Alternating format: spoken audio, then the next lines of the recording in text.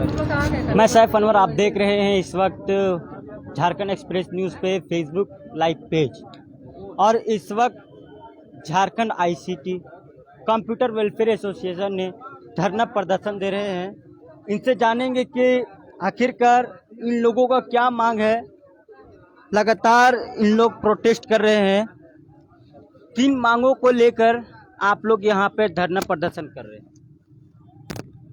हमारी मांग कोई नई नहीं है और ये सभी मांग सरकार के पास कई बार पहुंचाया गया है, विभाग के पास पहुंचाया गया है, संबंधित जेईपीसी संबंधित कंपनी के पास पहुंचाया गया है।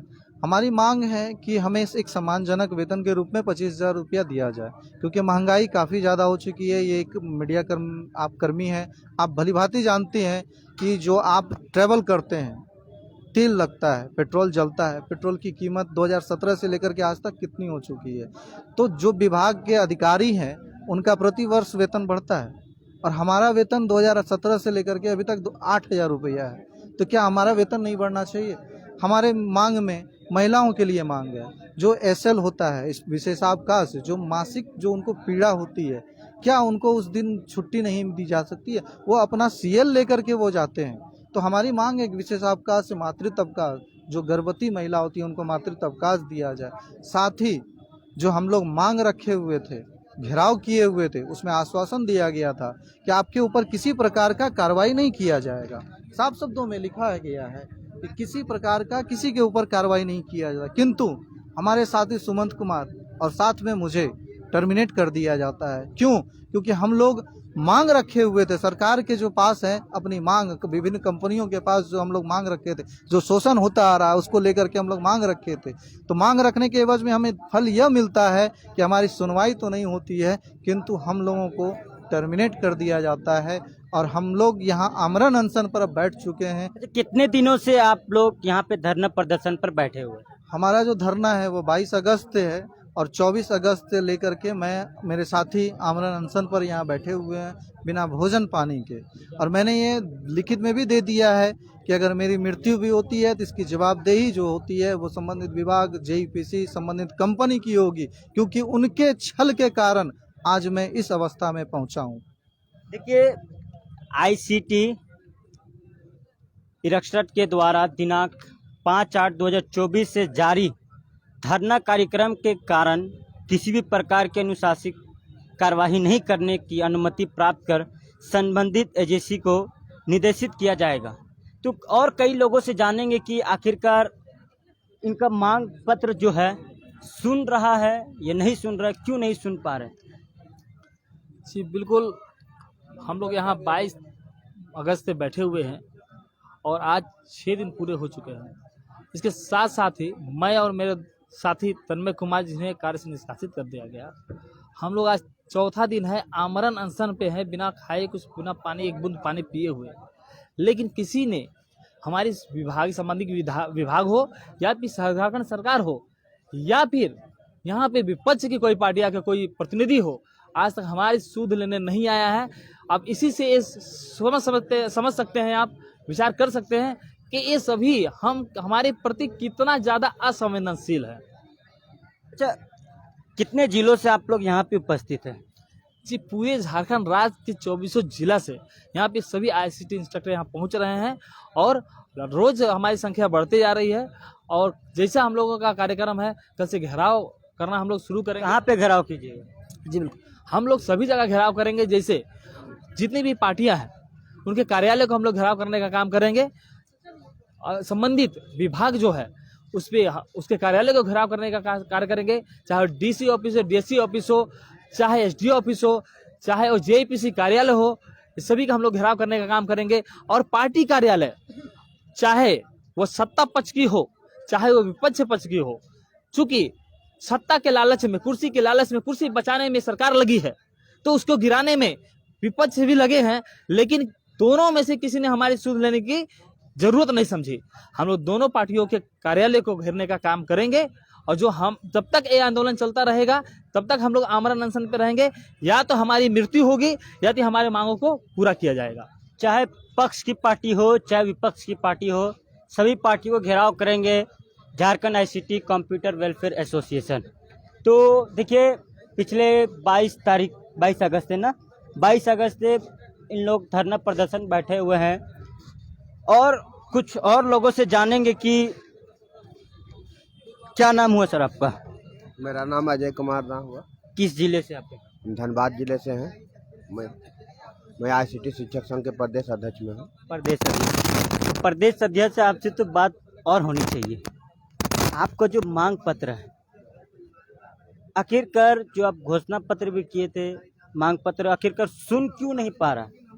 चाहे वो नहीं सुनने के पीछे ये रीजन है ना कि ये पूंजीपतियों का जो जाल बिछा हुआ है, पूंजीपतियों का जाल बिछा हुआ है। वो पूंजीपति हर एक जिला में अपना एजेंट छोड़ा गया है पूंजीपतियों के द्वारा, जिसको हम लोग डिस्ट्रिक्ट कोऑर्डिनेटर के नाम से जानते हैं, जो हमारे संघ को दबाने के लिए उसको स्पेशली लगाया गया है कि अपने जिला को कंट्रोल करो, संघ के साथ जैसे कोई आए ना, संघ के गतिविधि में संलिप्त ना हो, जिस कारण से हमारे संघ की गतिविधि थोड़ा कमज़ोर पड़ जाती है। अभी हर एक जिला से लोग आने के लिए ललाहित हैं, लेकिन वहाँ डिस्ट्रिक्ट कोऑर्डिनेटर स्पेशली मीटिंग करके उन लोगों को धमकी देने का काम कर रहे हैं कि आप वहाँ जाइएगा, आपको टर्मिनेशन लेटर मिल जाएगा। इस तरह का संगठन को कमज़ोर करने के लिए जेईपीसी और कंपनी के द्वारा बहुत तरह का गलत नीति का लागू किया जा रहा है हम लोगों के प्रति। और जैसे हम आप देख रहे हैं, जो भी संगठन को लीड कर रहे हैं, जो भी कंपनी और जेईपीसी के गलत नीतियों का विरोध कर रहे हैं, उनको जॉब से मुक्त कर दिया जा रहा है, कार्य मुक्त कर दिया जा रहा है। कोई भी सरकारी रूल रेगुलेशन, कोई भी गाइडलाइन को फॉलो किए बिना कार्य से मुक्त किया जा रहा है। जबकि झारखंड सरकार के श्रम विभाग में बहुत तरह का कानून बने हुए हैं, जॉब से हटाए जाने का भी बहुत तरह का नियम कानून बनाया गया है कि बोर्ड कमेटी बैठना चाहिए, 2-3 बार उसका कंप्लेन आना चाहिए। किसी का एचएम ने कभी किसी को कंप्लेन नहीं किया है, कंपनी डायरेक्ट किसी को निकाल दे रही है। ये तो बहुत निंदनीय विषय है, इसको गहन जांच करने की आवश्यकता है, क्योंकि सरकार पब्लिक से जुड़ा हुआ है और हम लोग भी पब्लिक से जुड़े हुए हैं और पब्लिक की समस्या से हम लोग भी रूबरू हैं। तो देखिए, इन लोगों का जो मांग पत्र है वो 6 मांग पत्र है। वो कैमरामैन महोदय थोड़ा फोकस कीजिए और मांग पत्र को दिखाइए कि क्या क्या आखिरकार इन लोगों का मांग पत्र है। वर्तमान में महंगाई को देखते हुए आईसीटी इंस्ट्रक्टर, चाहे वो आईसीटी प्रोजेक्ट में कार्यरत सभी आईसीटी इंस्ट्रक्टर को 6 आप पढ़ चुके हैं।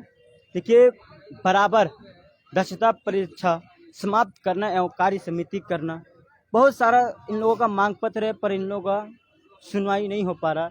इसके वजह से इन लोग 22 तारीख से अब तक कितना तारीख हो चुका है, 26 तारीख, पिछले 4 दिनों से।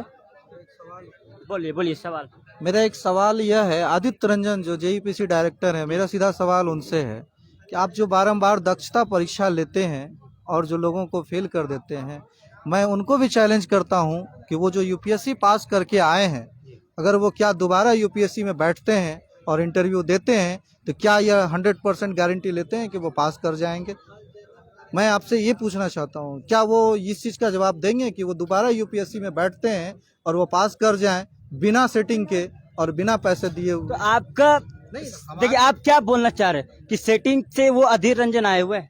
मेरा वो कहना नहीं है, क्योंकि आप भी बता रहे इंस्ट्रक्टर जितने लोग हैं उसमें से कई लोग फर्जी डिग्री हैं और डिस्ट्रिक्ट कोऑर्डिनेटर पैसे ले लेकर के जेईपीसी में सेटिंग करवाते हैं और वो जो फर्जी डिग्री को जो है उसको सही बताते हुए उनको ज्वाइनिंग कराया जाता है। इसका साक्ष्य भी मैं दिखाता हूँ।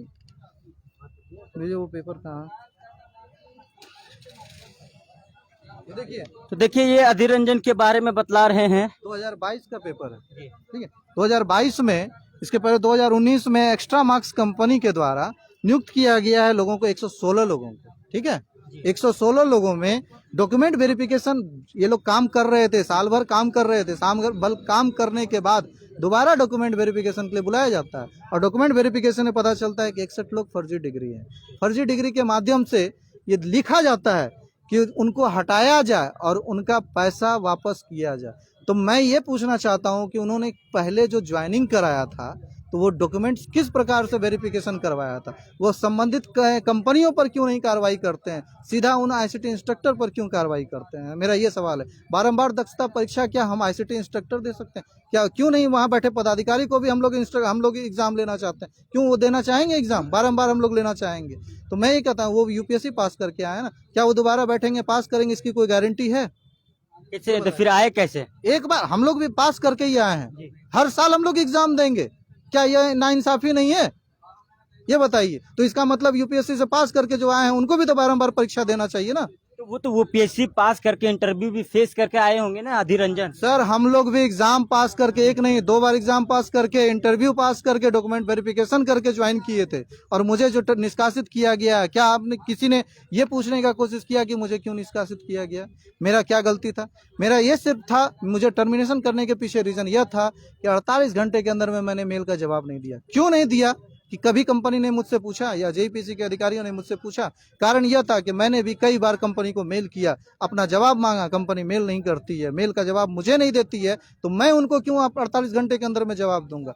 दूसरा चीज था कि हम लोगों ने पूरे झारखंड में JHPMS पोर्टल पर फोटो अपलोड करने का आह्वान किया था और लिखित में हम लोगों से सभी जिला शिक्षा पदाधिकारी को, जेईपीसी निर्देशक को भी मैंने मेल किया था कि हम लोग JHPMS पर पोर्टल पर फोटो अपलोड करना बहिष्कार करते हैं तब तक जब तक हमारी मांग पूरी नहीं होती है। ठीक है। उस बीच मेरे डिस्ट्रिक्ट कोऑर्डिनेटर द्वारा मेरे स्कूल का यूडाइस कोड खोल दिया जाता है। यूडाइस कोड एक पासवर्ड होता है और यूडाइस कोड एक कोड होता है, जिसको खोलकर संबंधित मेरे जो कोऑर्डिनेटर हैं वो खोलते हैं और मेरे स्कूल का कोड खोल करके बगोदर का फोटो अपडेट करते हैं, जिसके एवज में मेरे डिस्ट्रिक्ट कोऑर्डिनेटर से मेरी बहस होती है। तो क्या इसके लिए आप मुझे टर्मिनेट कर देंगे? क्योंकि टर्मिनेशन में लिखा गया कि आपने मिसबिहेव किया था। अगर मेरा स्कूल का सीक्रेट कोड कोई खोलता है, मैं उस पर वार्ता करता हूं, तो क्या उसको लेकर के आप मुझे टर्मिनेट कर सकते हैं? आपका रिकॉर्डिंग है मेरे पास, जिसमें डिस्ट्रिक्ट कोऑर्डिनेटर ने साक्ष्य स्वीकार किया है। मैं आपको वो सुनाना चाहता हूँ। देखिए वो रिकॉर्डिंग में सुनाना चाह रहे हैं। आपका क्या नाम हुआ सर? मेरा नाम तन्मय कुमार हुआ।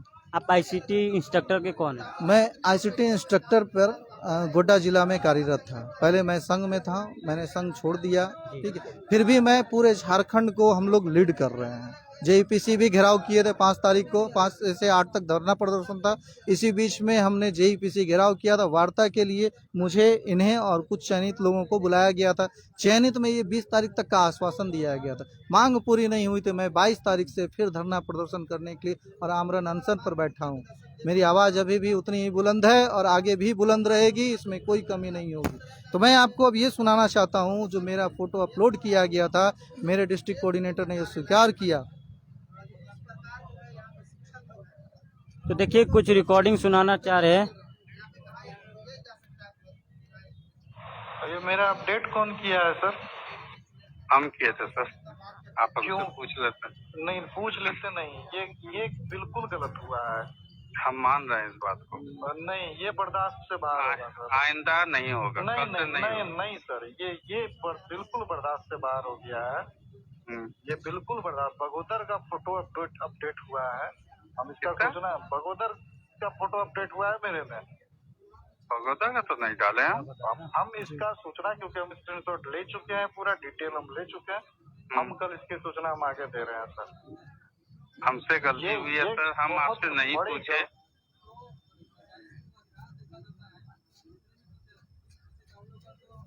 अब देखिए मेरा जिला गोड्डा जिला है। अब इस रिकॉर्डिंग के माध्यम से आप क्या संदेश देना चाह रहे हैं? आप क्या बताना चाह रहे हैं? मैं ये कहना चाहता हूँ कि जो मतलब कि ये है, जो गुनहगार है, आप उसको संरक्षण दे रहे हैं। ये गुनहगार है जो बिल्कुल।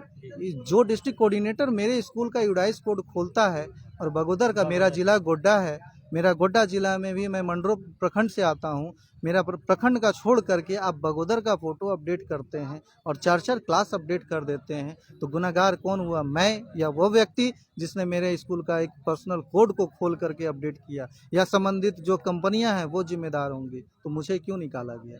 मेरी क्या गलती? तो संबंधित कंपनियों पर क्यों नहीं कार्रवाई की जाती है? ठीक है। तो फेसबुक लाइव सेक्शन देखने के लिए सबसे पहले आप शेयर कीजिए दोस्तों के पास कि लगातार झारखंड में कई धरना प्रदर्शन हो रहे हैं। और भी धरना प्रदर्शन को मैं अपने चैनल के माध्यम से दिखलाना चाहूँगा। फिनिश।